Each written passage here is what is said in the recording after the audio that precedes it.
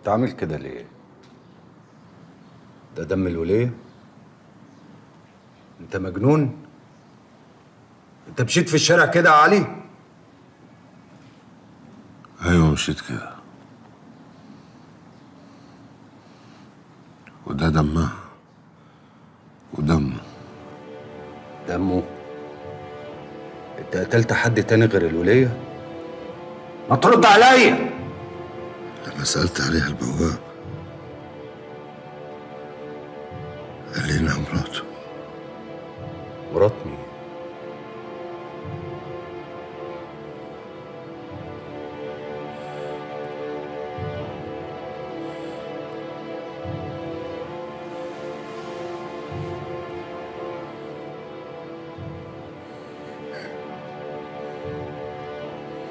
معاك طبنجة؟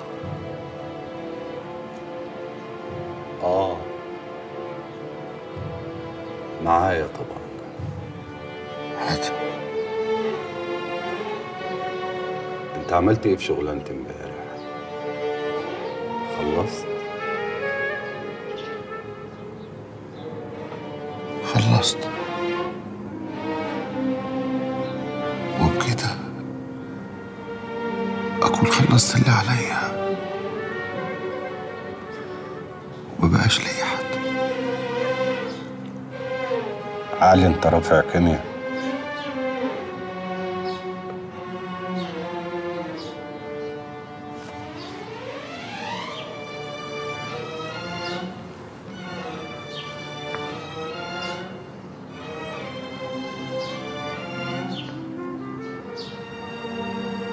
لازم تاخد دش وترتاح. ارتاح يا علي. غير هدومك وارتاح.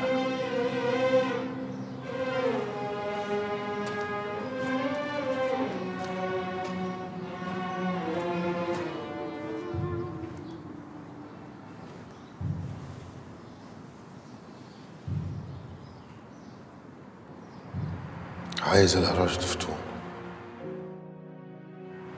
مراتي، الست الوحيدة اللي حبيتها في حياتي.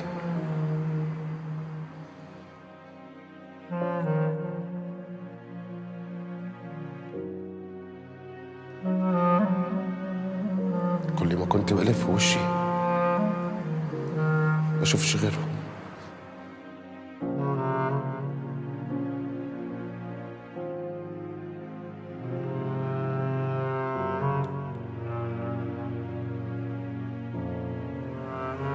عينيا لو دمعت هخزقهم، بس أنا صعبان عليا نفسي. اوعى تفكر في اللي بره. اللي بره واسع والكل سالك فيه، لكن هنا ضيق. وانت يا ابن الناس مش ناقص خنقه اكتر من اللي انت فيها وزن. عارف يا أنسي، لما قتلت الراجل ده حسيت إني استريحت، حسيت إني خدت بطاري. عايز أقتل الناس كلها.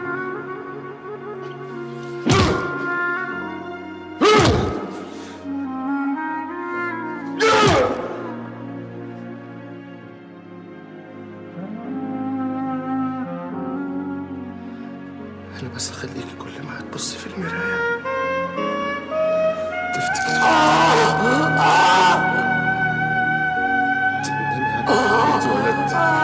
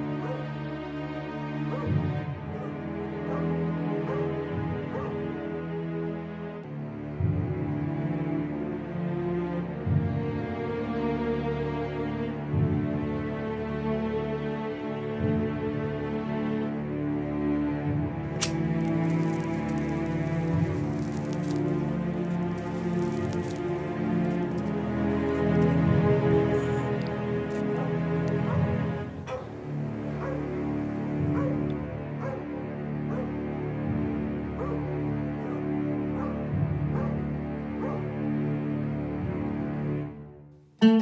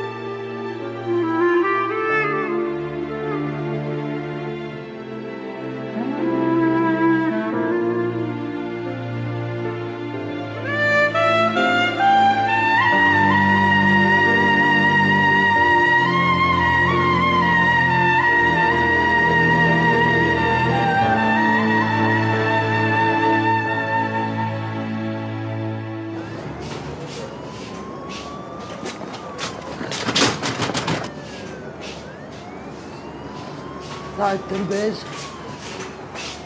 راشد علي هو اللي قتل راشد. علي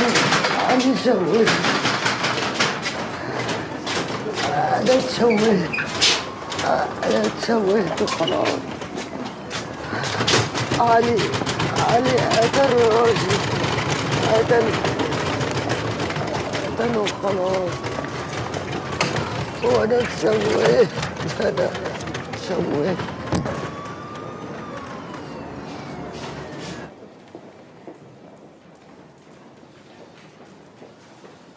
بعدين بقى دي رابع نسخة من العقد، وبرضه وزارة الإسكان عاوزة تعديلات.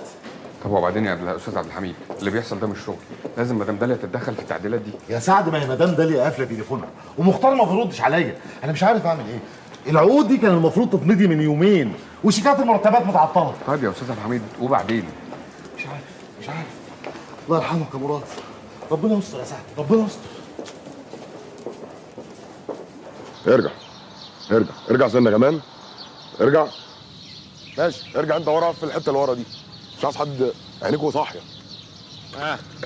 ايه الاخبار؟ سعاده الباشا كله تمام يا باشا، عملت زي ما حضرتك امرت، 2 في ظهر الفيلا من ورا غير ال3 اللي موجودين هنا في الجنينه، في واحد هنا برضه في الطرف الرابع غير ال3 اللي ورا في ظهر الفيلا. كويس جدا. هم دول كل الناس اللي معاك؟ اه يا باشا، هم دول اللي انا جبتهم. طب معلش هتطلب من عاطف بيه يبعت لنا ناس تاني علشان عايز أأمن كل الشبابيك اللي في الدور الأرضي اللي هنا دي. تحت امرك يا باشا. ممكن كمان نزود كاميرات هنا عشان تبقى شايف الدنيا اكتر، ونجيب واحد هنا عند الشباك ده وواحد عند الشباك التاني. فكرة الكاميرات مش وحشة، متشكر. كلنا عاطف بيه. حاضر يا باشا، تحت امرك. باشا، ها؟ هو في خطر على حياه مدام داليا؟ لا، احنا بس شفنا حد في الجنينه افتكرنا انه ممكن يبقى حرامي، فقلنا نأمن نفسنا. ماشي يا باشا، تحت امرك يا باشا. ماشي. ارجع يا ابني، اعمل السوري يا ابني، ارجع عينك مفتاحه. صباح الخير. صباح النور يا مختار. ها، نمتي كويس؟ لا ما عرفتش انام طبعا. برضو؟ حد ينام في ظروف زي دي؟ معلش. انا تعبتك معايا قوي امبارح يا مختار. ولا تعب ولا حاجه، بس انا لازم امشي بقى دلوقتي علشان الحق اروح البيت استحمى واغير هدومي وانزل على الشركه وارجع لك هنا تاني. انت خليكي هنا وما تتحركيش، لو حصل اي حاجه تكلميني في التليفون على طول. يا عم انت بتفتشني ليه وانا داخل ايه الصوت ده؟ مش هقعد. رايحه فين؟ خش جوه انت. لازم اقابل الست. مش هينفع. خش جوه. احمد. ايوه يا باشا، تعال نشوف ده مين. تعالى يا باشا، جاي. وطي صوتك. مش هوطي صوتي، في مصيبه لازم اقابل الست. مش هينفع تقابل المدام نايمه ولازم اكلمهم عشان يبلغوها. قول لها طب عطوه بتاع بولاق. ايه في ايه؟ يا باشا عايز اقابل الست مش عايزين يدخلوني. انت مين وعايز ايه؟ يا باشا في مصيبه، اختها في المستشفى بين الحياه والموت ولازم تشوفها. والنبي يا مدام قولي العسليه ان انا عايز اقابل. ايه ده؟ دي عسليه؟ عسليه عايز اقول لك حاجه. عسليه سيبوني اكلم عسليه اقول لها حاجه. طيب في ايه يا عطوه؟ علي قتل راشد وشوه وش فتون وهرب. انت جبت الكلام ده منين وهي فين؟ هي في المستشفى. مختار عايزه اروح لها. مش هتروحي في حته دلوقتي خالص، لازم نفهم ايه اللي حصل بالظبط. يا باشا لازم تشوفها. تعالى تعالى. حاضر يا باشا. انت قلت لي انت مين؟ انا عطوه الحلاق من بولاق، جارهم من زمان. وايه اللي حصل؟ هي وشها اتشوه ولازم تيجي تشوفيها، لازم تيجي انت تشوفيها. عرفت منين الكلام ده؟ هم اصل هي قالت كده والامنا ما قبضوا عليها على السلم وقعدت تقول ده كده وهي كانت متشوهه وعماله تتكلم في الكلام ده. حاضر. اتفضل يا باشا. نفهم بس. اتفضل يا باشا.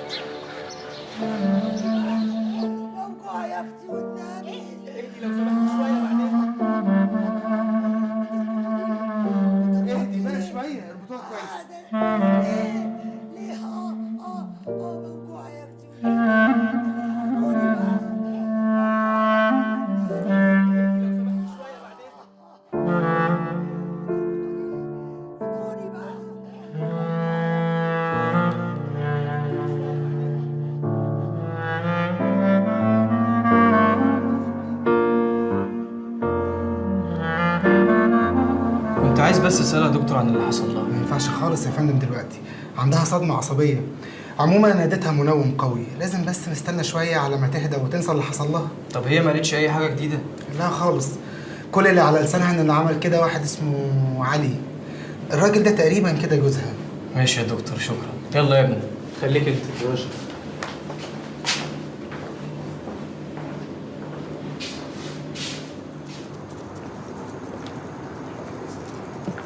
الراجل اللي انتوا بعتوه عشان يقتلني طلع معرفة قديمة. انا مش فاهمه بتقولي ايه. الراجل اللي دفعتوله فلوس كتير عشان يخلص عليا مش طلعت اعرفه وما قتلنيش. مدام داليا انا مش فاهمه بتتكلمي على ايه خالص. انا جايه لك برساله النهارده من هاني وسامح. عارفه انكم عملتولي جميله مش هنساها لكم عمري. انا النهارده خلصت من اكتر واحد بكرهه في حياتي، اسمه راشد. انا مش فاهمه بتتكلمي على ايه. مش مهم تفهمي. انا جاي النهارده اعرض عليكي 100 مليون جنيه كاش نحطهم لك في حسابك في البنك ونسيب لك الفيلا دي كلها فوق.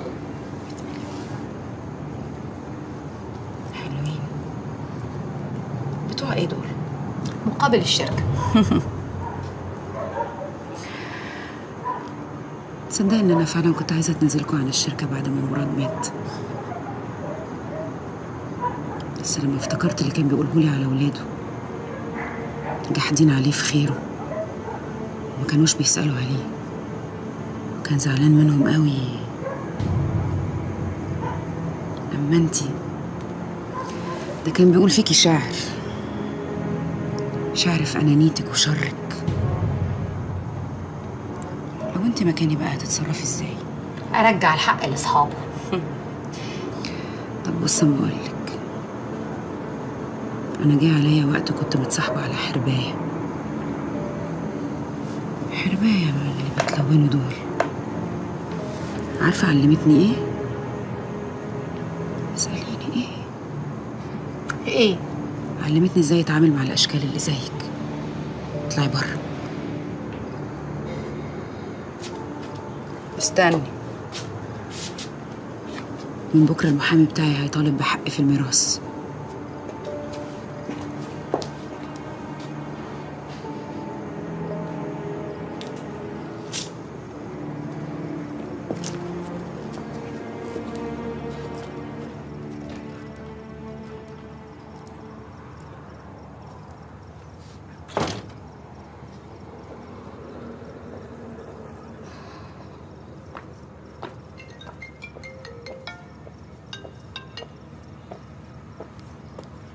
ايوه يا سامح، انا لسه خارجه من عندها حالا. كل حاجه باظت. عرفت ان احنا اجرنا حد عشان يقتلها. طلعت تعرفه؟ معرفش. بقول لك معرفش، وقالت هتاخد كل ميراثها كمان عشان اللي احنا عملناه. لا لا لا لا، انساني، ام اوت، انا ماليش دعوه بالموضوع ده. انتوا الاتنين قاعدين بره وسايبيني انا في وش المدفع. وبعدين في الاول في الاخر مش هاخد حاجه من اخويا الله يرحمه، ومش عايزه ادخل في مشاكل انا مش قدها. اوكي؟ يلا باي.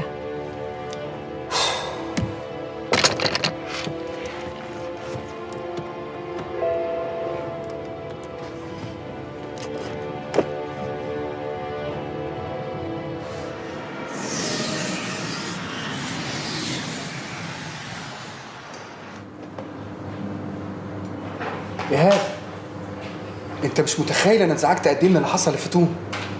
الحقيقه انا ما عرفتش التفاصيل. انا كل اللي عرفته ان راشد اتقتل وان هي اتصابت جامد. بنت اتكلمت، انا بنفسي بعت حد يسال عليها. يا هل للدرجه دي حضرتك مهتم بالبنت اللي اسمها فتون دي؟ عجباني قوي يا إيهاب، كانت عجباني قوي. وبصراحه بقى انبسطت قوي لما وشها بس هو اللي باظ، بس جسمها زي ما هو. ما تزوقيني يا ماما، اوامي يا ماما. رايحة فين؟ مالكش دعوة. رايحة فين؟ يا ماما. اهدي بس. اوامي يا ماما. قولي لي عايزة اهدي، اهدي عشان نطمن على الجروح اللي في وشك. اهدي. عريسي هياخدني بالسلامة يا ماما. اهدي بقى، اهدي بقى. مش قادرة. ازيك دلوقتي يا فتون؟ سامعني كويس؟ زي الفل، سامعاك وكله تمام. هو عادل جوزك اللي عمل فيكي كده؟ أنا جوزي ما اسموش عادل، أنا جوزي اسمه روي. أجدع فتوة فيك يا منى، علي روي. امال عادل فكري اللي اتقتل ده يقرب لك ايه؟ قلت ما اسموش عادل.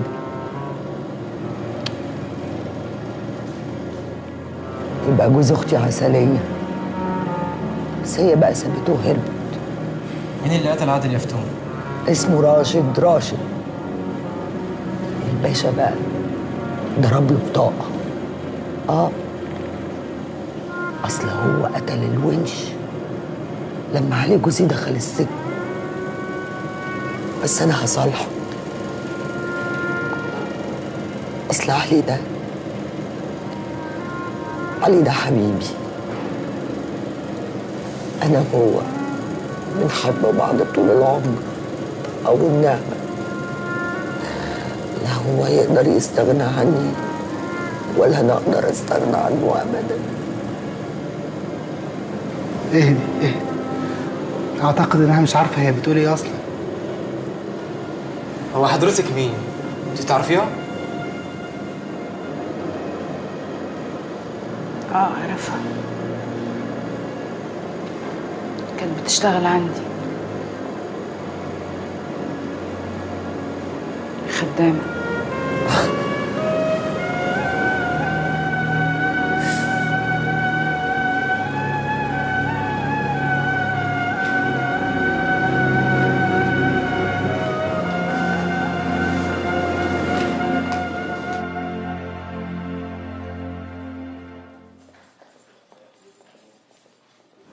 حاجة غريبة قوي حسيتها أول ما شفتها يا مختار. أول حاجة جت في دماغي إنه ربنا انتقم لي منها. أكتر حاجة رعبتني إن أنا كنت مبسوطة إن أنا شايفاها بالمنظر ده، بس في نفس الوقت كان قلبي بيوجعني على أختي الكبيرة وما كنتش عايزة أشوفها بالمنظر ده. تعرف إن أنا وفتون كنا شبه بعض، بس دلوقتي خلاص. معلش، الدنيا دي اللي احنا عايشين فيها دي صعبة. ناس كتير زي أختك مش عارفين ويغلطوا كل غلطة والتانية يتحاسبوا عليها ويتعوروا. مش قصدي على اللي حصل في وشها طبعا، قصدي على روحها اللي اتحرقت. فتون ما اختارتش اللي حصل لها زي بالظبط. متهيألي إن احنا اتولدنا في الدنيا دي عشان ننفذ اللي مكتوب لنا وبس، وكأنه في خط اترسم لنا على الأرض عشان نمشي عليه ونوصل وخلاص ويحصل. هو في خط مرسوم لنا على الأرض ولازم نمشي عليه، بس كل واحد فينا بيوصل ميدان ولازم يختار، وعشان كده كل واحد فينا بيتحاسب.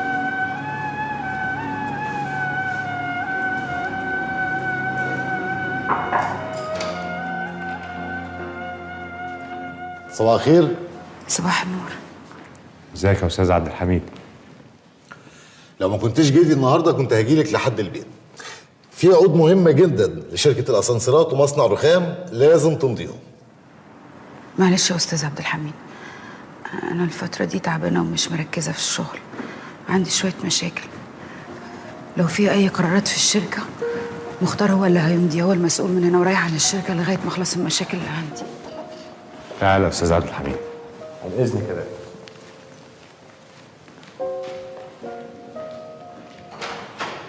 انا عايز اجتماع اللجنه الهندسيه يكون النهارده لو سمحت، وكل التفاصيل والملفات بتاعه المناقصه بتاعه البنك تجيلي. حاضر يا استاذ مختار. كنا رايح لاشرف في الحسابات، يا ريت تجهز لي ورقه. هبعتهولك مع صاحبي. شكرا. صباح الخير يا استاذ مختار. صباح النور. وحشتني. النهارده اجتماع اللجنه الهندسيه، عايز خطه التسويق تكون كامله. بقول لك وحشتني، ممكن اعرف ما تسالش عليا ليه؟ معلش اصلي مشغول شويه اليومين دول.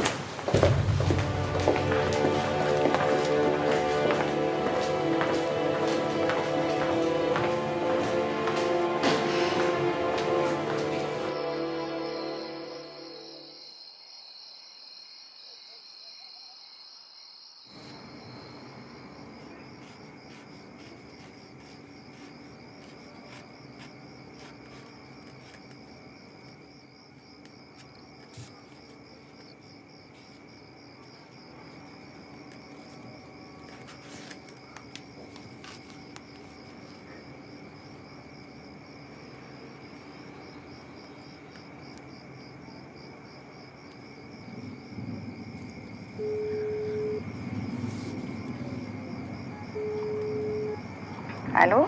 الو، ازيك؟ الحمد لله. انا بكلمك عشان اقول لك ان انا قاعد قدام احلى بورتريه رسمته. بورتريه ليا أنا؟ ايوه طبعا، امال هيكون لي. بجد؟ مش كده يا حبيبي، برافو يا روح قلب ماما. طب يا مختار، أنا كنت عايزة أقول لك إنه عبد الحميد كلمني وكان طالب مني ملفات الضرايب، فلو ينفع يعني. هو أنت قابس حرامي؟ يا دنيا، ايه الصوت اللي جنبك ده؟ حل عني، أنا هخرج يعني هخرج. دنيا، انت سامعاني؟ والنعمة رخ. هو أنا أمك يا سيد؟ يا نهار أسود يا عسلية، الحقيني يا أختي. ثانية واحدة يا مختار، ثانية واحدة. في البيت. سيبها لو سمحت. مالك؟ يا حبيبتي النبي، أنا عايزة أروح أقابل جوزي، عايزة أروح بولاد. طب معلش يا مختار، أنا مضطرة أقفل دلوقتي. ماشي، مع السلامة. لا مؤاخذة يا أختي، ممكن تديني العباية السمراء القديمة بتاعتك وطرحتها؟ ما انت اسم الله ما بقيتيش محتاجاها. أنا بس عايزاها عشان أروح بيها بولاد. بدل الزفت اللي انا لابساه. طب اقعدي يا حبيبتي، هنقعد مع بعض انا وانتي وشاهين ونتعشى وبعدين هاخدك على بولاق. انا عايزه اروح اشوف علي، عايزه اروح بولاق اشوف جوزي.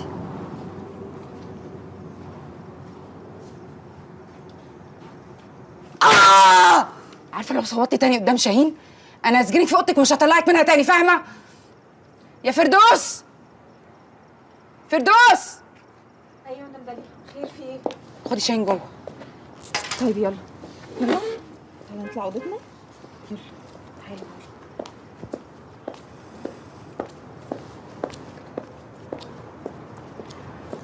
معلش يا حبيبتي ما تزعليش مني، بس انا مش عايزه شاهين يخاف منك. ولا انا عايزه يخاف مني يا اختي، والله والله العظيم انا بحبه قوي، بس انا بقى ما بحبش علي او النعمه، ما بحبوش ولا الزفت راشد بحبه، ما بحبهمش انا. بصي يا اختي، بصي شوفي وشي، انا مش عايزاه يا عسلية والله. انا عايزه اجيب وش تاني. يا اختي والنعمه انا معايا فلوس اساسا، انا مسافه السكه، انا مش هتاخر عليكي خالص. انا عايزه اروح اشتري وش وارجع على طول. معلش يفتون حقك عليا، ما تعيطيش يا حبيبتي. انتي مش عايزاني اشتري وش؟ ايوه انتي مش بتحبيني، انتي مش اختي ولا نيلة. حسبي الله ونعم الوكيل فيكي. تعملي فيا كده؟ ماشي عسلية، حاضر.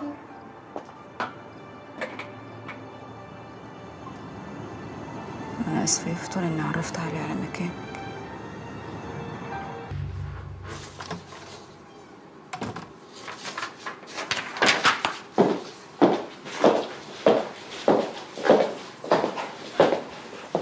صباح الخير. صباح النور.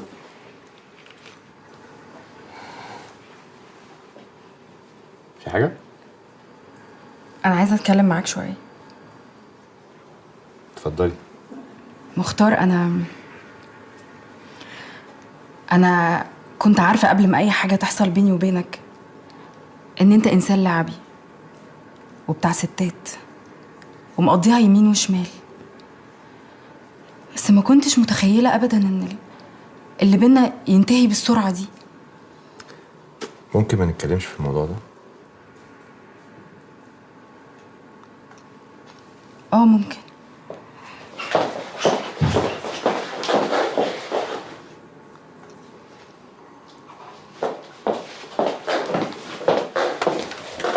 مختار، انا كل يوم بحاول اقنع نفسي ان احنا صحاب، لكن ما قدرتش. ممكن لو سمحتي ما نتكلمش في الموضوع ده؟ ليه يا مختار؟ عشان انا مش عايز ازعلك. ليه؟ هو انت ما كنتش مبسوط وانت معايا؟ كل حاجة، انا حتى مش عارفة كان ايه كل حاجة بينا. انا كل اللي انا عارفاه ان انا كنت مبسوطة. للأسف كنت مبسوطة وانا معاك. انا عملت معاك حاجات عمري ما عملتها مع حد تاني. اسمعني، انا عمري ما اتأخرت بره بيتي وشربت ووثقت فيك. مروة، اللي حصل ما بيننا ده شيء عادي جدا بيحصل في كل وقت على طول. لا انا مش كول قوي كده زيكم يا مروة. احنا اتنين اعجبنا ببعض زي ناس كتير، قربوا من بعض، انبسطوا شوية وخلاص، كل حاجة بيروح لحاله. والله أعلم، جايز بيتقابلوا تاني بعدين. ايه بدري يعني بتحسي؟ انا ما صدقتش لما قالوا لي ان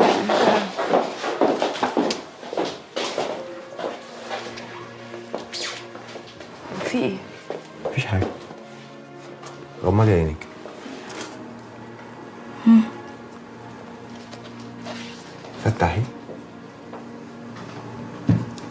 انت ما بتحرمش؟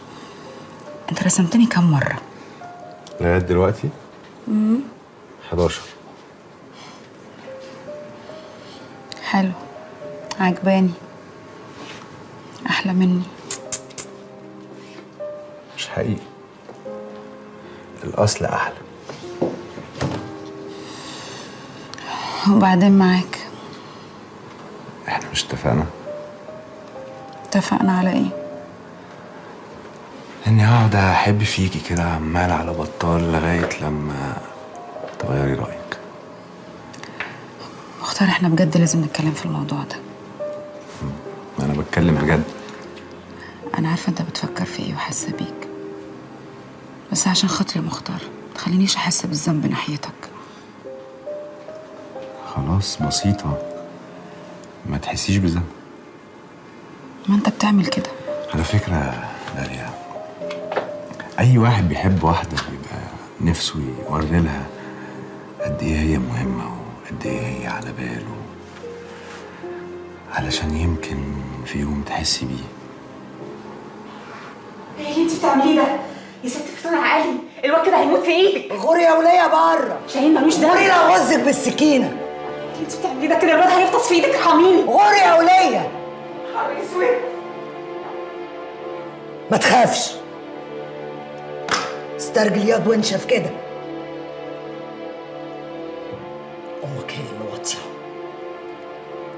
عايزه تحبسني في البيت ده، عايزه تقعد تتفرج عليا وانا متشوهه، لكن انا هقتلها. فاهم؟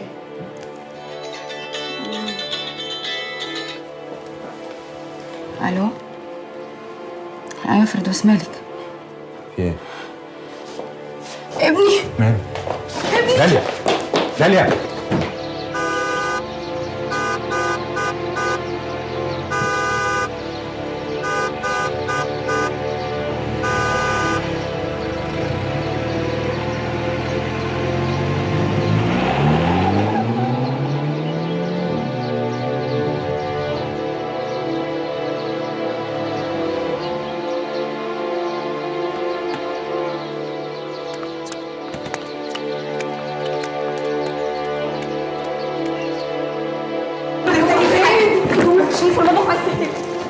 هنا ولا هنا؟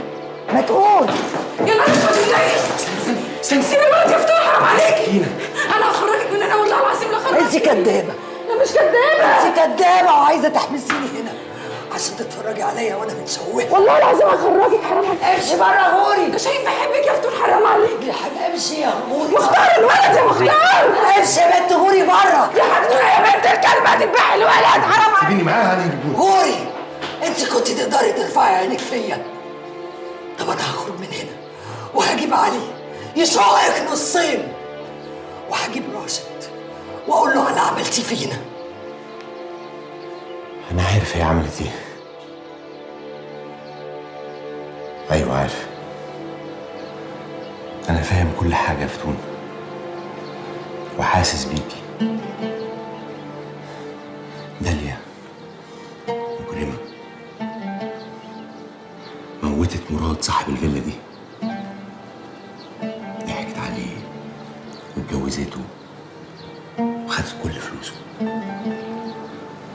دي مكانها في السجن. ايوه. انا كان لازم ابلغ عنها بس ما قدرتش، علشان بحب الولد ده ومش عايزه يتأذي، وانا متأكد ان انت كمان بتحبيه.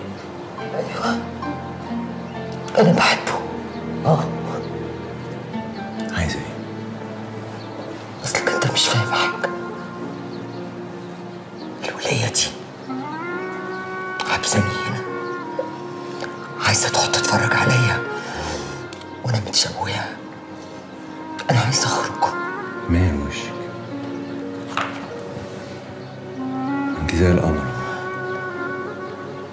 دي تعويره بسيطه هتروح كمان كام يوم. واذا كان على خروجك من هنا ده طلب بسيط.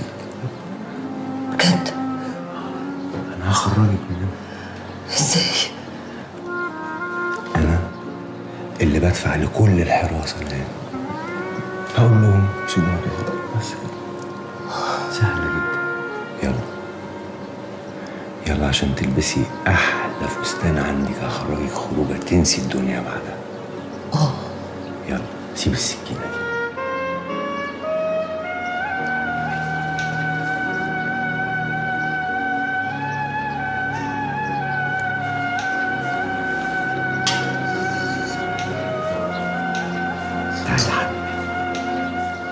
يلا عشان نخرج. هنخرج خلاص. يلا تعالي. هلبس هدومي. ايوه. حبيبي مش هرحمك على اللي عملتيه. سامعه؟ مش هرحمك يا فتون. يلا يلا عشان تغيري عشان نخرج. انا هغير وارجع لك على طول. انا مستنيكي.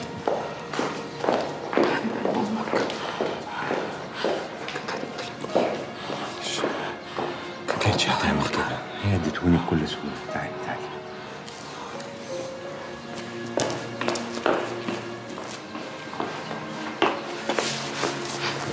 حقك عليا يا حبيبي، حقك عليا. روح قلب امك، همشيها من البيت. انا اسفه ان انا سبتك معاه. خلاص بقى الواد مرعوب، كفايه.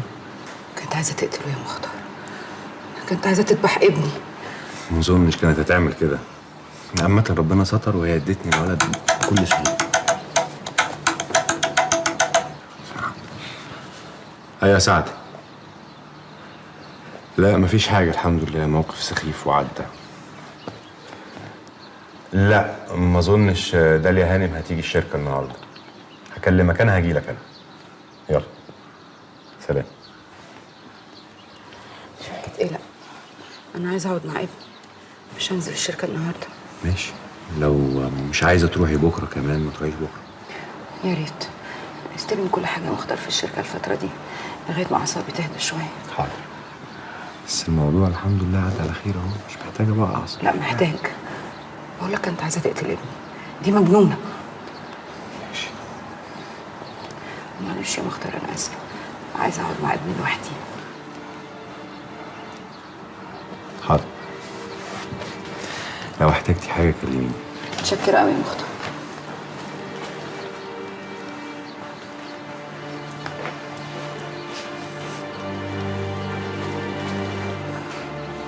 حبيبي يا حبيب قلب امك انت يا حبيبي، يا روحي وريني.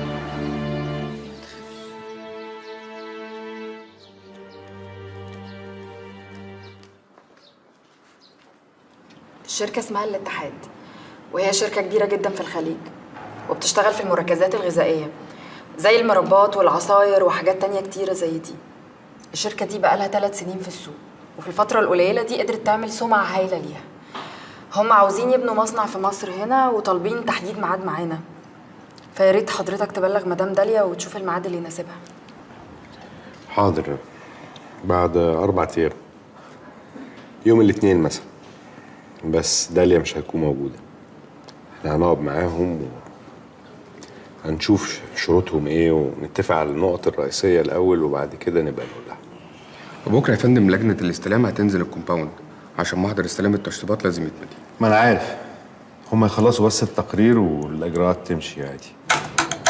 سلام. أيوه.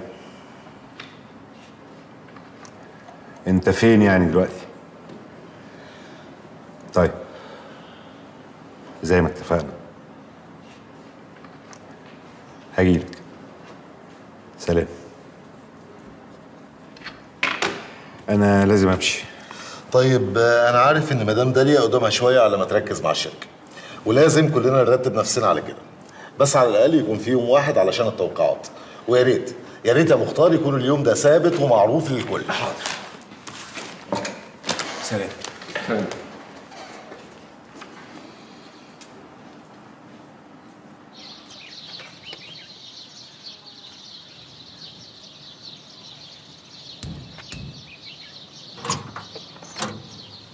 السلام عليكم. وعليكم السلام ورحمة الله وبركاته. عمر يا استاذ. استاذ في ايه؟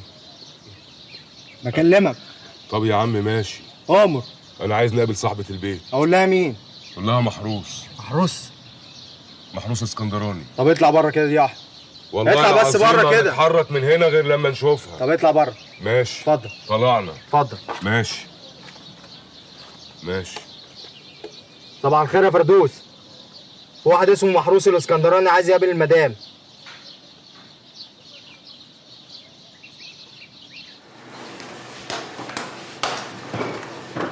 شاهين عايز ايه؟ يا عمي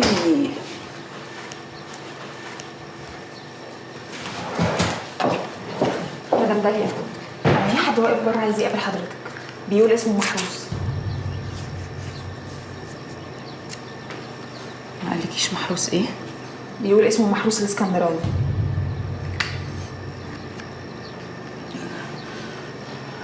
قولي للأمن انا ما اعرفش حد بالاسم ده. حاضر. لا استني، ما ينفعش يمشي. طب اقول للامن ايه؟ يا مدام داليا، طب اقول لهم ايه طيب؟ يا مدام طب قولي لي طيب في ايه؟ خير. هاتي لي جزمتي وشنطتي. حاضر ثواني. وفلوس. انا ههرب. طب في ايه طيب؟ طمنيني طيب في ايه؟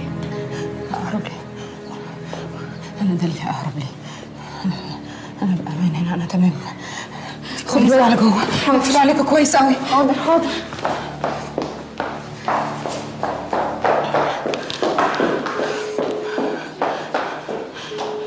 يا داليا. ايوه مختار. ايه في ايه؟ ايه؟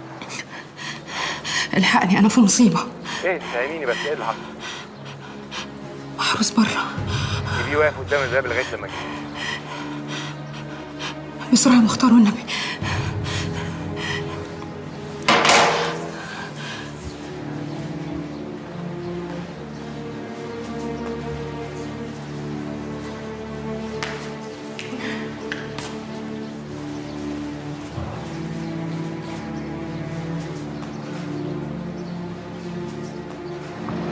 مختار باشا، افتح يا ابني الباب.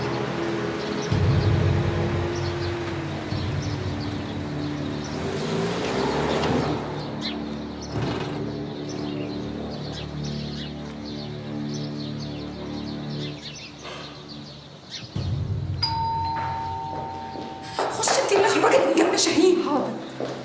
مين؟ مختار. اقفل. هو ده محروس بتاع اسكندريه في السواق؟ هو وصل لحد عندي. تفتكر عايز ايه ده؟ بس انا شكلي طاير، مش هيعرفني صح؟ مش هيعرفك. هو جاي هنا ليه؟ هيبلغ البوليس؟ حتى لو حصل احنا ما عندناش مشاكل. احنا ما عندناش مشاكل، احنا ما يهمناش صح؟ صح. خلاص قابله انت. قابله انت مختار. قابله انا بصفتي ايه؟ اعرض عليه فلوس كتير، اديله اي حاجه عايزها. مشيه. ما ينفعش اقابله بصفتي ايه؟ انا ممكن اقابله لو انت هتبقي قاعده في المقابله وما تعرضيش عليه فلوس كتير عشان ما يطمعش فينا، وهتتعاملي على انك داليا نور مش الست اللي هو اتجوزها. انسي عسلية دي تماما. انا داليا نور. انا مش زينب. انا مش عسلية. استر يا رب.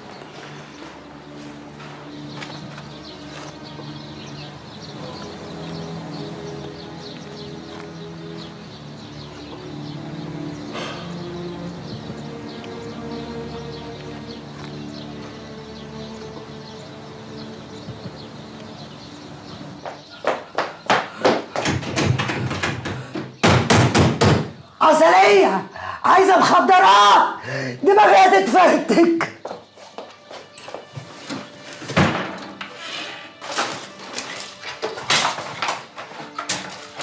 مش حاجة، مفيش حاجة. مش كفاية الأكل الصيص اللي بتجيبهولي. علي ما بيحبش الأكل اللي مسبك. أنا هطبخ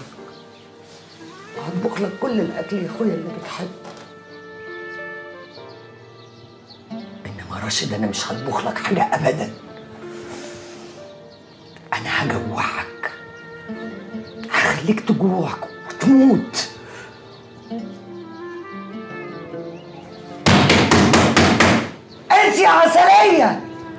يا خدامة يا واطية يا ولاد الكلب، افتحوا يا ولاد الكلب، عايزة اخرج، عايزة اخرج.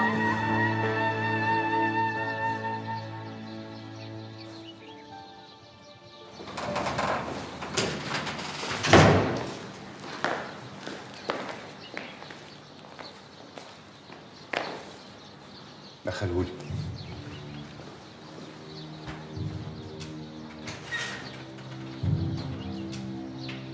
جاي.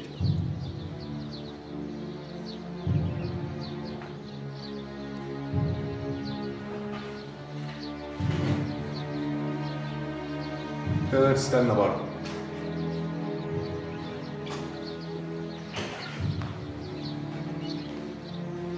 انت مين؟ وجاي هنا عايز ايه؟ ليه؟ عملت فيا كده ليه يا زينب؟ ممكن تشرح لي انت عايز داليا هانم في ايه بالظبط؟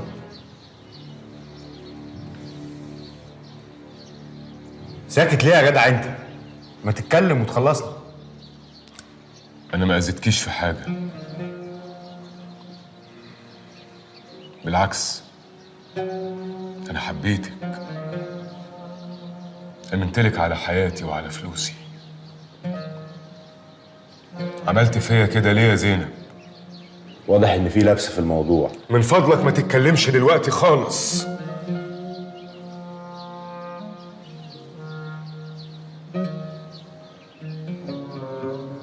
انا قعدت كتير اقلبها في دماغي،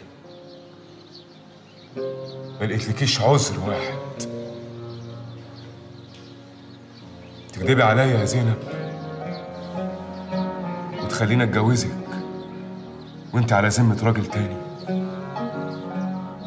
وبعدها تروحي تتجوزي واحد تالت. ايه الفجر ده؟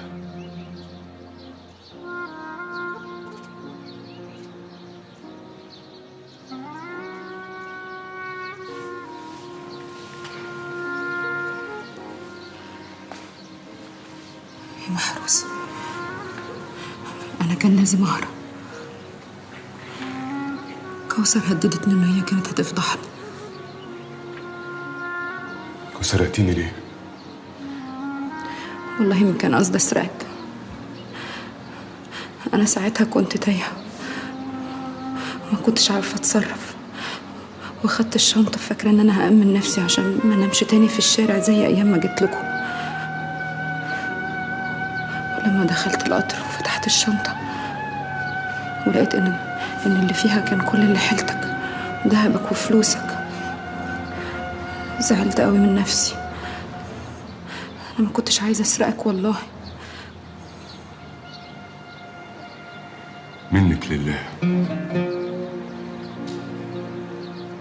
بعد اللي عملتيه فيا ما بقتش أثق في حد. بقت كل الناس في نظري غشاشين وحرامية وكدابين بسببك. خلاص نتكلم عن المكشوف. الذهب والفلوس اللي خدتهم منك داليا كانوا كام؟ داليا ساعتها كان اسمها زينب. كام؟ هو انت بتسألني ليه يا استاذ؟ انت هتديهم لي 2 مليون جنيه. يا محروس، أنا عايزة أعوضك على اللي خدته منك 5 أضعاف. أنت في يوم من الأيام كنت البني آدم الوحيد اللي عاملني معاملة حلوة. انت اتجننت ولا ايه؟ اوعى انت! سيبه يا مختار. سيبه.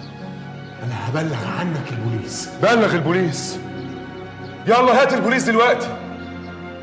الهانم محكوم عليها ب10 سنين في القضية بتاعتي. سرقة وتزوير ونصب. هات البوليس. انت غبي. الست دي اسمها داليا نور، سيدة أعمال كبيرة في البلد. محدش هيصدقك. تليفون واحد هتتحبس، ولا تحقيق ولا قضية ولا نيلة. اعقل وفكر قبل ما تتهور. انت ليك حقك وهتاخده. 2 مليون؟ 10 مليون يا محروس. أنا عارفة إن أنا غلطت في حقك، وإن مفيش حاجة أقدر أعملها عشان أعوضك على اللي أنت خسرته. أنا متأكدة إنك بني آدم طيب، وفي يوم من الأيام كنت بتحبني زي ما أنت بتقول، بس ما تخلينيش أذيك تاني يا محروس. هتمضي وصولات امانه بضعف المبلغ عشان نضمن ان انت مش هتتغابى بعد كده.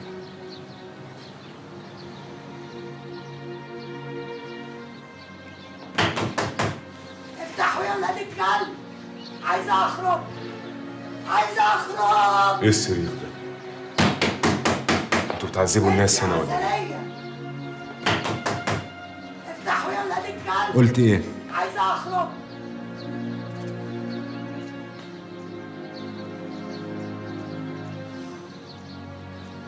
انا الالم والوجع اللي شفته ما يعوضنيش عنه ملايين الدنيا،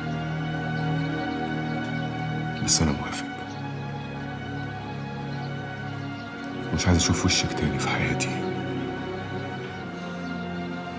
ربنا ينتقم منك. هفضل ادعي عليكي ليل ونهار يا زينب. ربنا ينتقم منك عشان انا ما عملتلكيش حاجه. ربنا ينتقم منك يا زينب.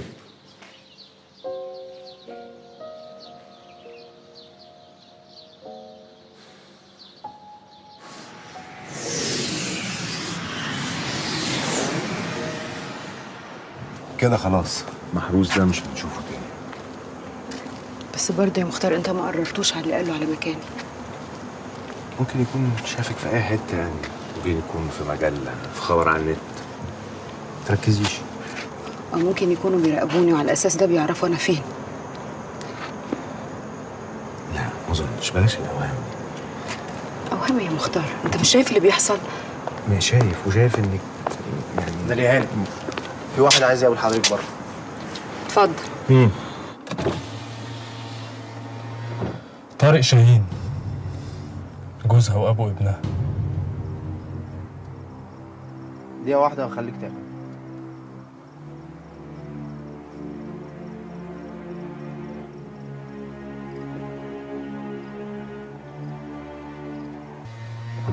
طارق شاهين، جوزها وابو ابنها. دقيقة واحدة وخليك تعمل.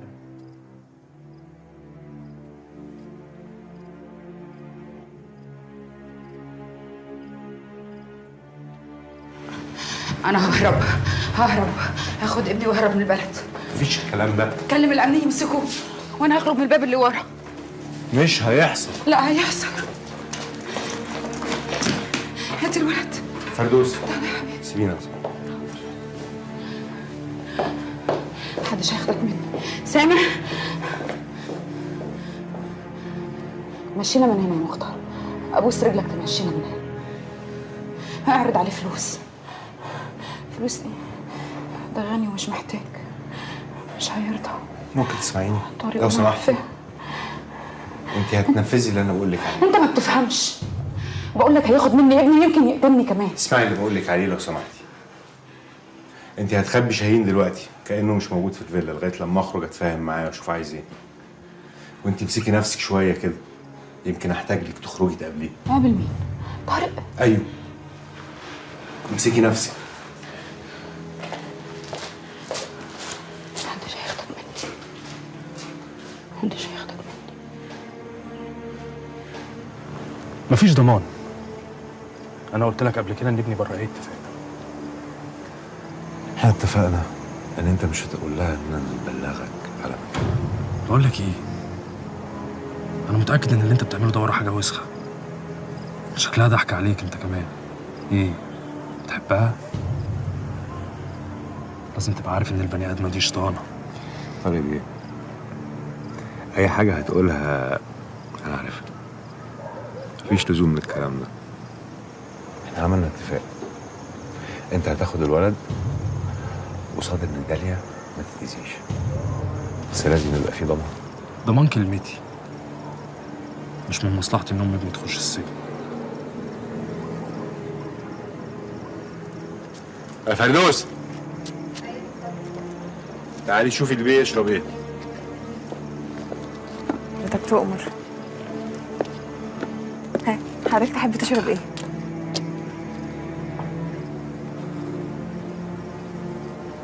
انت بتشوفي شاهين ابني؟ شاهين؟ اه طبعا بشوفه. هو بقى بيتكلم مش كده؟ بيتكلم بس كلمات قليلة شوية. هو حضرتك بابا؟ طب انت ما كنتش بتيجي تشوفه ليه؟ ولا انت كنت مسافر؟ يا اللي هنا يا مختار، يا مختار.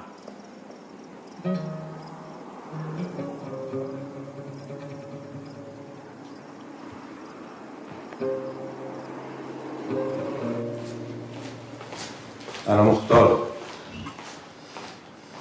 اتفقتوا على ايه؟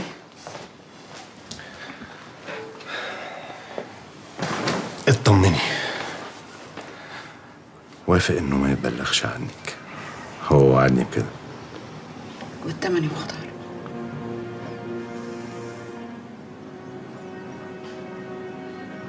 لا، عشان خاطري لا يا مختار، ابني لا. انت وعدتني انك تقدر تمنعه.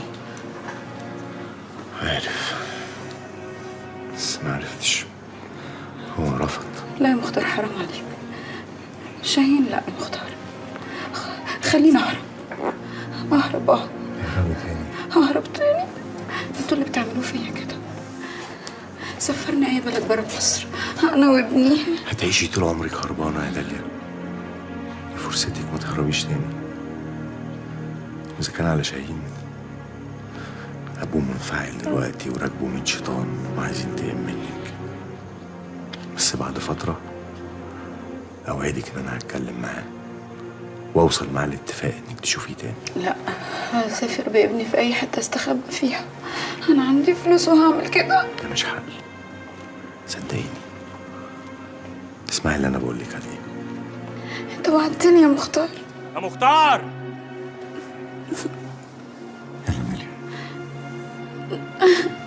لا يلا مختار، لا. يلا لا ابني، لا. معلش، هتشوفي تاني. حرام عليك.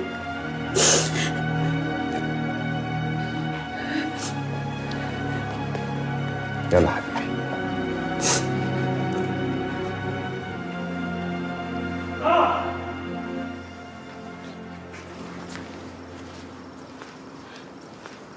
مختار، هو هياخد يا مختار. طارق، نتكلم. ابني، ابني يا مختار. انت مش بني ادمه. انت كان لازم تتذبحي على اللي انت عملتيه. شاهين، أنا نفذت اللي إحنا اتفقنا عليه. انا مش هبلغ عنها بس بشرط ما تقربش من ابني تاني. تعالى يا رحمة، تعالى تعالى يا ابني، حرام عليكم. اقسم بالله العظيم لو فكرتي بس تقربي من ابني تاني مفيش داعي للتهديد. احنا اكيد هنتكلم وهنتقابل تاني. شاهين تعالى يا رحمة، حرام عليك يا طارق، الولد عايزني، حرام عليك. اوعي. حرام عليك يا مختار، سيبني. انا ابن امه مات. لا حرام عليك، ما تقولش كده. سيبني سيبني سيبني، حرام عليك، حرام عليك يا شاهين. شاهين حرام عليكم، حرام عليكم، عايزة ابني. شاهين.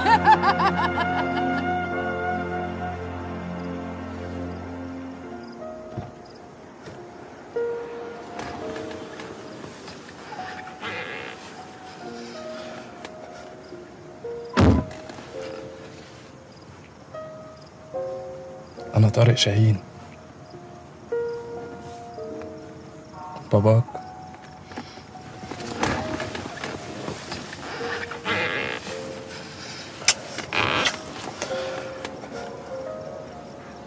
يلا نروح لجده.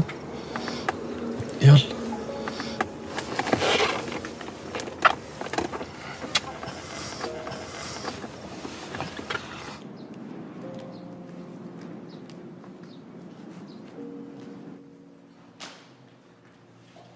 ما هو مش هينفع كده يا مختار، المشاريع اللي واقفه دي ومرتبات الناس المتاخره. الست عندها مشكله كبيره، وبيوت الناس المفتوحه من الشركه دي برضه هيحصل فيها مشكله كبيره. هو احنا ايه؟ في سوبر ماركت؟ دي شركه يا مختار، شركه فيها موظفين وعمال في الشارع واتفاقات وشروط جزائيه. ما خلاص يا عم عبد الحميد، كان لازم ده كله يحصل. يعني ايه لازم ده كله يحصل؟ وليه لازم؟ عشان نلاقي حل. طيب خلاص، يبقى تيجي معايا نروح لها البيت النهارده. نروح لها البيت ده ايه؟ بقول لك الست عندها مشكله كبيره، ابنها اتاخد منها، ما بتردش عليها في التليفون. ايوه يعني نعمل ايه يا مختار؟ نقفل الشركه ونروح؟ اكيد مش هنقفل الشركه، انا هتصرف. هكلمك بالليل هقول لك هنعمل ايه بالظبط. اتفضل. بتشوفوا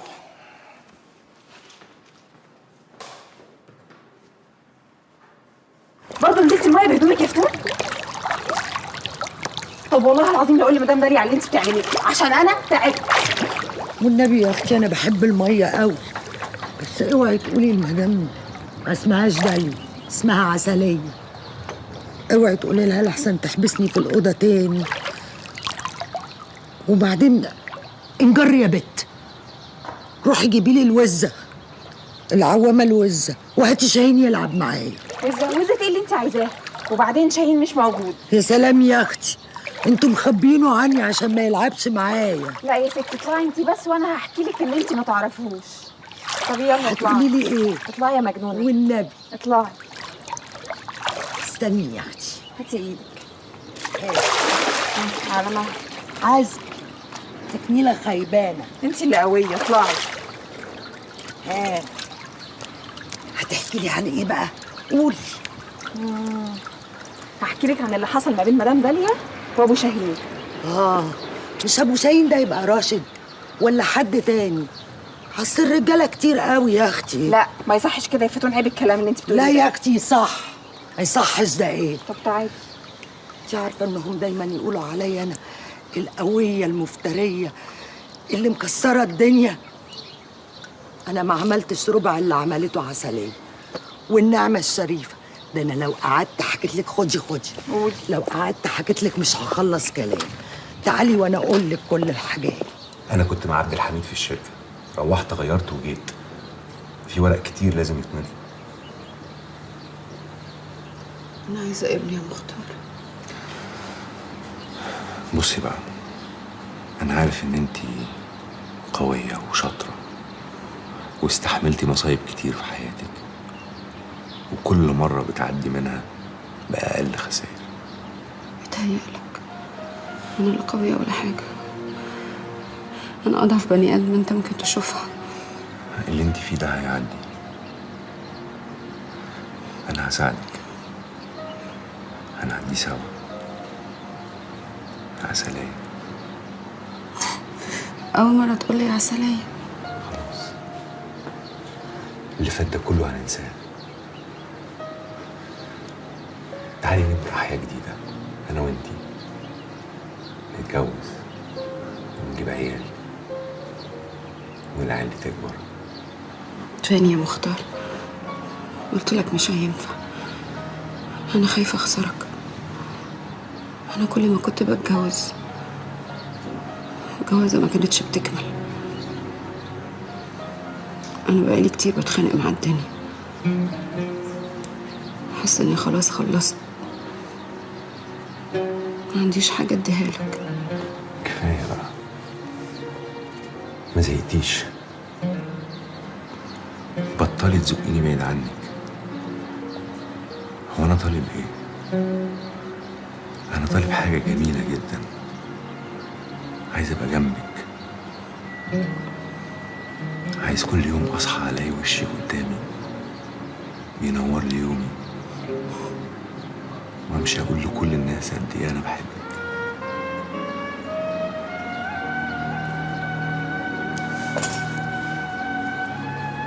صدقيني يا اختي والنعم يا ستي والله مصدقاكي. الكعبة الشريفة ما عملت حاجة، أنا زي الفل أهو، ما عملتش أي حاجة.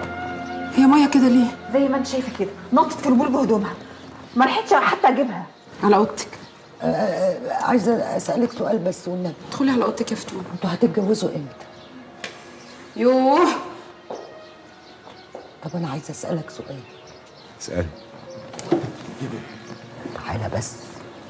البت عسلية دي اتجوزت على راشد 3 وجايبه عيل كمان.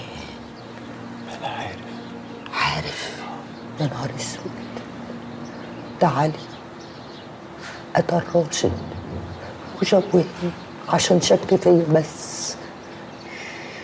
هي بتعمل فيكوا ايه؟ اوعي تخليها تسمعك بتقولي كده، مش هيحصل لك. طيب اسكتي. انا سكت اهو.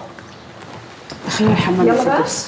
انا هخش الحمام لوحدي. خشي يا اختي. انا يا اختي بحب اطرطش. يلا يلا يلا انا حاسب. يلا. انا عايزك بقى تقومي تنقي. عايزة ايه بقى؟ عايزك تقومي تنقي حاجة حلوة تلبسيها. اعمل بيها ايه دي؟ هوديكي مشوار مفاجأة، ولا اقول لك ما تغيريش، انا هنقي لك طقم على مزاجي. والله انت فاضي. نقوم نشوف اللي في الحمام دي.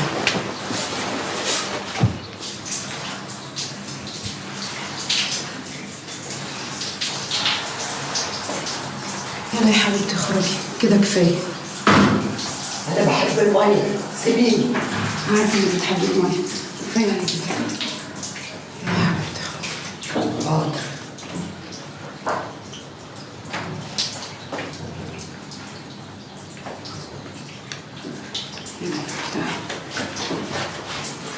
باين عليكي اتجننتي خالص. خلاص. انا اختك الكبيره احترميني. حاضر. انت اختك كبيره والعاقله واحسن مني كمان.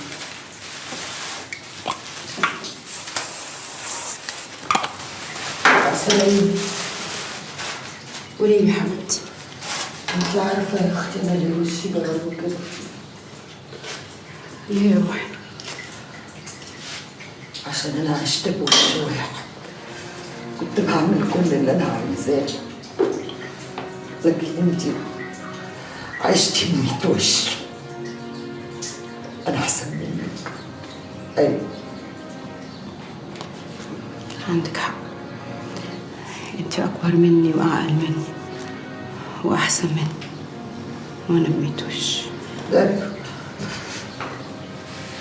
تحبيني يا عسلية؟ طبعا بحبك يا فتون. انت اختي. انت وحشتيني يا اختي. انت كمان. وحشتني ايام بولاد. عسلية غني لي ساعات ساعات. حاضر يا حبيبتي غني. ساعات ساعات ساعات. أحب عمري عشان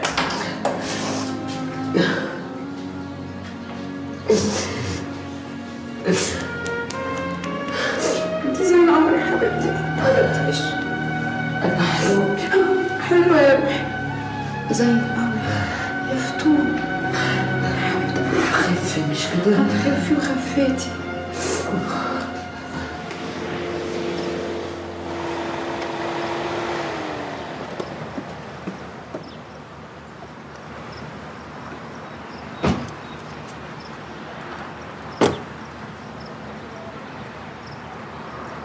انت عايش هنا؟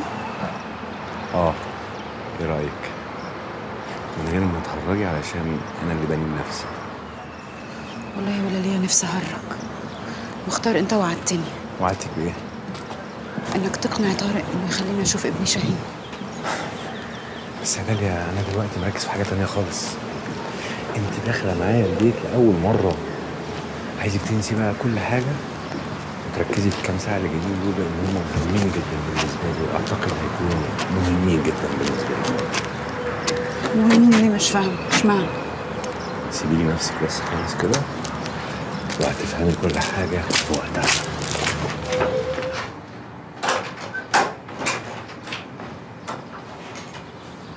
اتفضلي.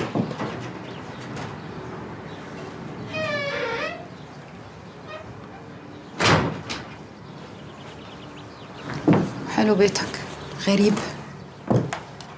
ميرسي. انا اللي عامل شغل، مش رسمة بس يعني. امال ايه؟ كل حاجة. ده الاتيليه.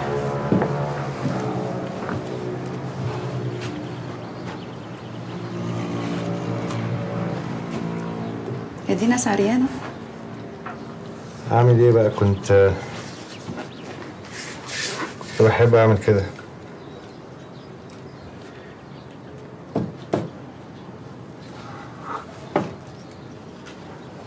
مش باين عليك يعني ان يطلع منك كل ده. تشربي حاجة؟ حاجة سوفت.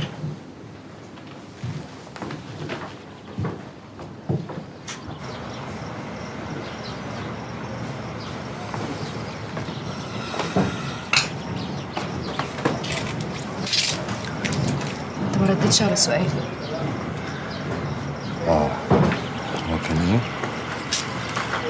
انا ابتديت احبك امتى، صح؟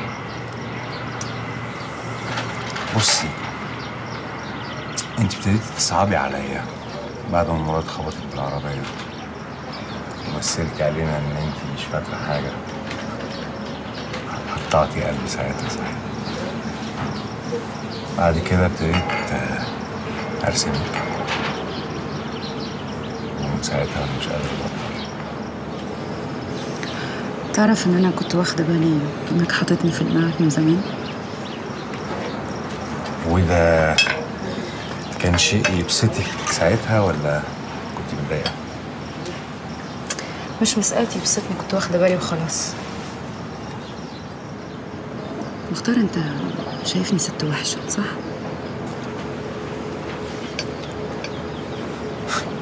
أكيد لا، أنت آخر حاجة ممكن تتقال عليك إنك وحشة. انا مش بهرج، انا بتكلم بجد. وأنا بتكلم بجد، تسألي سؤال زي ده ليه؟ يعني ان انا ماليش غالي، بغدر، بخون. يمكن اذيت ناس بس ما كانش قصدي اذيهم. كنت دايما بحاول اهرب من الظروف وبس. كنت بنجي نفسي يعني. اكيد ما كانش قصدي اعمل كل ده. عشان كده انا بقول لك انت واخد عني فكره وحشه. خلينا في الأفكار الحلوة.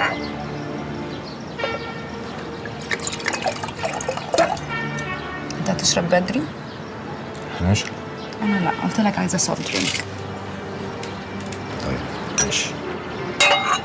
ثانية واحدة. اللي انت بتعمله ده؟ ممكن مناديل؟ ماشي. استني، هنا في جيبي ده.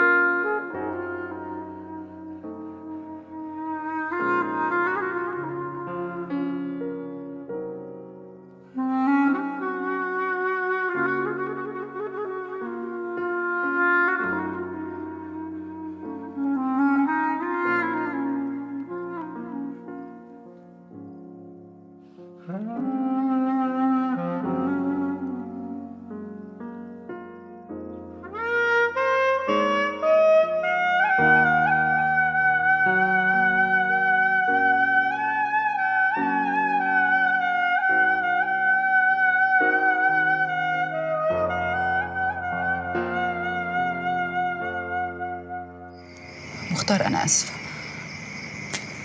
اسفه عشان مش هينفع نتجوز. انت تعرف كل حاجه عني، ده انا كل ورقي مكشوف قدامك، بس ده مش معناه ان انا مش عايزاك قريب مني.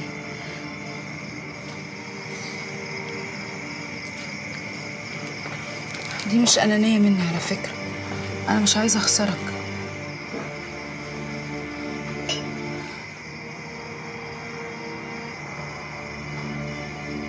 يا مختار احنا لو اتجوزنا مش هتعرف تثق فيا. انا نفسي نفضل صحاب. انا لما كنت بحكي لك كل الحاجات دي عني عشان كنت بعتبرك حد قريب مني قوي، والصحاب لما بيعرفوا عن بعض الحاجات دي بتعدي، يعني بيسامحوا بعض، ويمكن اقول لك حاجات اكتر وانت صاحبي. بس وانت جوزي هتفضل دايما فاكر ان انا ممكن في يوم من الايام اسيبك واهرب. عمرك ما هتثق فيا. مش انت اللي كنت بتقولي دايما ان انا هقف جنبك واساعدك؟ طب مش انت اللي كنت بتقولي معاكي فلوس اهربي عشان تحس بالامان؟ انا فضلت هنا عشان الامان ده كنت حاساه وانا جنبك. صدقني يا مختار، المشكله مش فيك، المشكله اصلا ما فيش مشكله. انا كل اللي انا عايزاه ان انا احس ان انا اللي عايزه اقول لا وانا اللي عايزه اقول اه.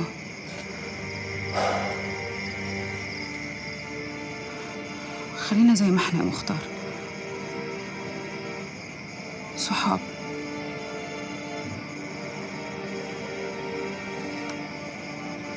ما تقول حاجة.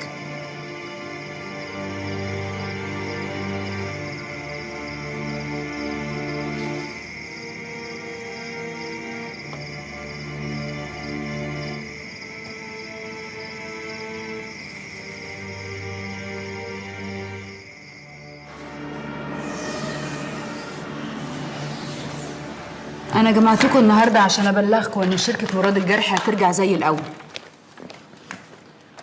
والشركة هتمشي زي الساعة. طبعا كان مختار وعدني إنه هيوقف معي ويساندني في الموضوع ده، بس من الواضح إنه مش كفاية. عشان كده أنا محتاجة تعاونكم كلكم عشان الموضوع ده يحصل، واللي مش موافق على كلامي ده يقدر يعتذر من دلوقتي. عن إذنكم. سعد. اي فندم. عايزه اعرف كل كبيره وصغيره حصلت في الشركه وانا مش موجوده. اكيد حاضر. استاذ عبد الحميد. فندم. عايزه اطلع على كل عقود العملاء. حاضر فندم.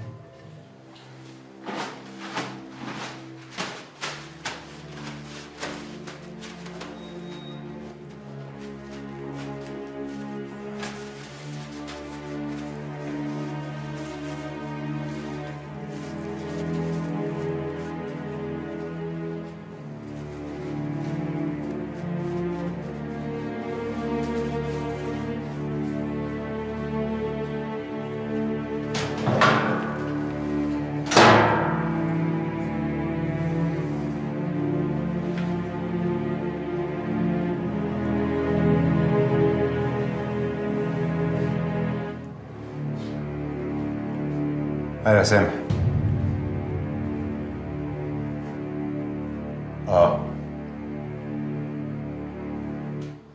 زي ما اتفقنا، أنا جاي لك دلوقتي.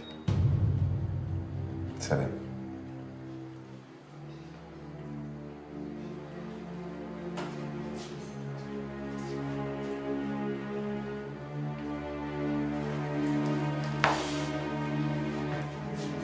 وانت طلبت تقابلنا تاني يا مختار علشان تقول نفس الكلام؟ مش رفضت تاخد 25% من اسهم الشركه وعشت لي فيها في دور البطل الشريف وسبتنا ومشيت؟ طلبت تقابلنا تاني ليه يا مختار؟ تقدروا تقولوا يا جماعة إن أنا فكرت في الموضوع واكتشفت إن أنا مش بالرخص ده. أنا ممكن أعمل لكم اللي أنتوا عايزينه، بس ده هيكلفكم 50% من أسهم الشركة. 50%؟ مش شايف إنها نسبة كبيرة شوية؟ استنى يا هاني، وهترجع لنا الشركة ليه بقى يا أستاذ مختار؟ هي الهانم باعتك ولا إيه؟ أنت برضه تعرف عني كده يا سامح. إحنا هنروح للمحامي بتاعي، هنمضي عقود الشراكة والتنازل، بعدها نص الشركة هيبقى بتاعكم. شركة إيه اللي نتنازل لك عنها؟ الشركة مش بتاعتنا أصلا. ما هو لو أنتوا عملتوا اللي أنا بقوله واتفقنا، نص شركة أبوك هترجع لكم تاني. قلنا إيه؟ احنا عملنا انجاز مهم النهارده، معلش انا تعبتكم معايا. بالعكس، انا سعيد جدا بالانجاز اللي عملناه النهارده، والحقيقه وجود حضرتك في الشركه والحماسه اللي انت راجع بيها دي ده مأثر فينا كلنا. لا ان شاء الله مش هتعدي سنه الا والشركه دي هترجع على رجلها زي الاول ان شاء الله. طب يا فندم، بالنسبه لمؤتمر دبي اللي حضرتك هتحضريه، كان مطلوب 2 يحضروا من مجلس الاداره. مستر مختار، التاني مين؟ لا مختار مش هيبقى موجود معانا، هو استاذ عبد الحميد مع اي مهندس من اللجنه الاستشاريه. خلاص اوكي تمام. ميرسي قوي يا جماعه، تقدروا تتفضلوا. شكرا.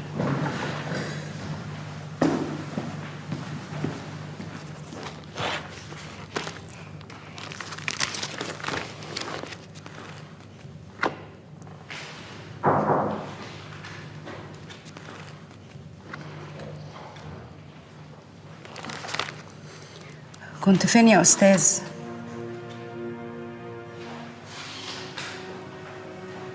بشتغل في الشركة من الصبح لوحدي وسايب الميتنج من أوله. عموما أنا أنجزت كتير من غيرك النهاردة. برافو. مالك؟ هو إيه اللي مالي؟ وبعدين معاك يا مختار، بص أنا عارفة إنك متضايق مني، وعارفة كمان إن أنا ممكن أكون عملت حاجة وجعك. خلاص بقى، ما عادش فيه لزوم من الكلام ده خالص. لا ليه لازمة يا مختار، أنت لازم تسمعني. أنا خلاص مش عايزة أمثل تاني ولا عايزة أضحك على حد. أنا لما كنت بعمل كده زمان ده من كتر خوفي، كل ما كنت بخاف كنت بهرب، كنت بدور على حتة استخبى فيها، ولما كنت بلاقي الأمان كنت بقعد وارضى.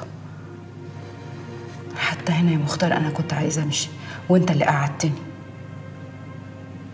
فاكر كم مرة أنا كنت عايزة أرجع الشركة دي لولاد مراد وأنت تقولي لأ، الشركة دي من حقك، الفلوس دي فلوسك. وأنا فكرت في كلامك وفعلا لقيت عندك حق. أنا كده تمام، أنا داليا نور، شركة وفلوس كل ده بتاعي وأنا راضية. حلو كده، بس في حاجة مهمة قوي لسه ناقصاني، يمكن دي أهم حاجة، إني أرجع ابني. انت استحالة تتخيلي أنا عملت إيه عشان تحسي بيا. يا مختار الحب مش عافية،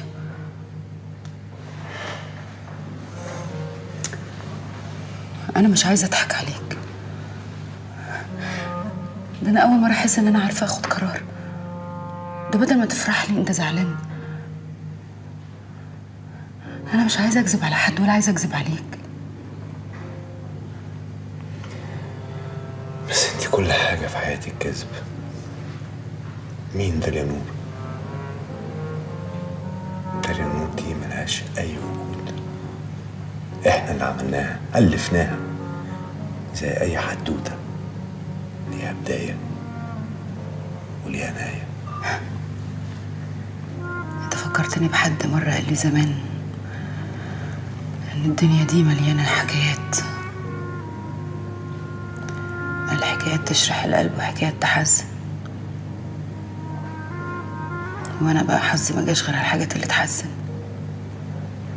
بس أنا مختار دلوقتي داليا نور، دلوقتي ممكن يبقى عندي حكاية حلوة. أنا عايزة أفضل داليا. ما ينفعش تفضلي داليا، انت عسلية، هي دي الحقيقة.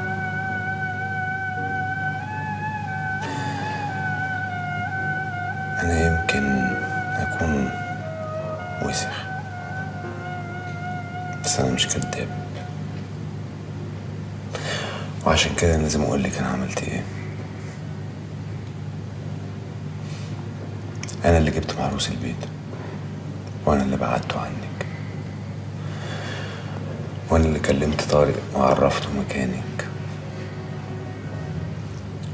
وأنا اللي بعدته عنك.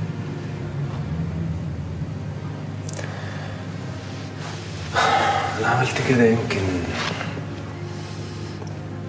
يمكن عشان كنت متخيل إن لما أبعد الناس دي عنك هتعرفي قد إيه أنا بحبك. حب إيه يا مختار؟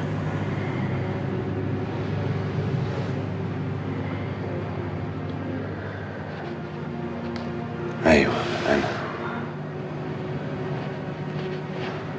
كان لازم أعمل كده، كان لازم الحق يرجع لأصحابه. وانا عملت لك ايه؟ اذيتك في ايه يا مختار؟ ليه تعمل فيا كده؟ الشركة دي انا مش عايزاها، وانت اللي كنت بتقولي لا. انت فاكره هيفرق معايا الكلام ده؟ ده انا جه عليا ايام كنت بنام في الشارع. انت فاكر كده انك بتنتقم مني؟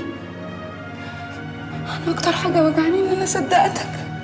مختار ما تسيبنيش، انت وسخ يا مختار، ما تسيبنيش.